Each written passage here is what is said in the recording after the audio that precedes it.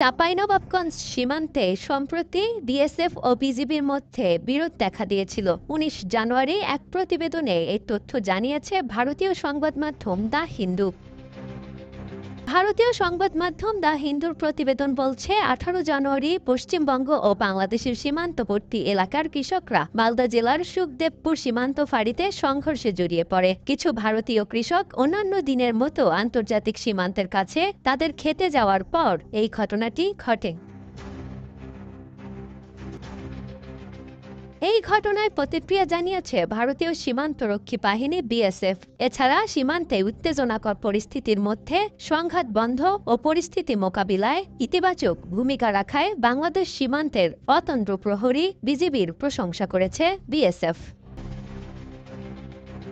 এই একই সীমান্ত ফাঁড়িতেই কয়েকদিন আগে বর্ডার সিকিউরিটি ফোর্স বিএসএফ এবং বর্ডার গার্ড বাংলাদেশের বিজিবির মধ্যে বিরোধ দেখা দিয়েছিল। ঘটনাটি জানাজানি হওয়ার পর বিএসএফ ও বিজিবি সদস্যরা ঘটনাস্থলে পৌঁছে পরিস্থিতি নিয়ন্ত্রণে আনেন। বেশ কিছুক্ষণ হট্টগোল চললেও কারো হতাহত হওয়ার খবর পাওয়া যায়নি। সংঘর্ষের ভিডিও স্থানীয় টেলিভিশন চ্যানেলগুলোও প্রচার করেছিল।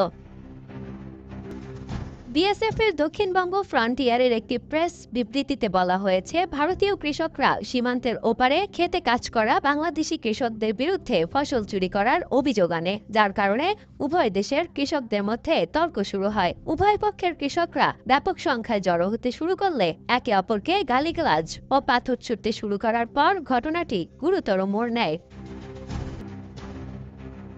ঘটনাটি নিয়ে বিএসএফ এর বিবৃতিতে ভারতীয় কৃষকদের এই ধরনের বিরোধ থেকে দূরে থাকতে বলেছে এবং কোনো সমস্যা হলে বিএসএফকে জানাতে বলেছে। পরিস্থিতি নিয়ন্ত্রণে বিজিবিও ইতিবাচক ভূমিকা পালন করেছে এবং পরিস্থিতি অবনতি রোধে তাৎক্ষণিকভাবে নিজেদের সীমান্তে প্রয়োজনীয় ব্যবস্থা নিয়েছে বলেও বিএসএফ বিবৃতিতে উল্লেখ আছে।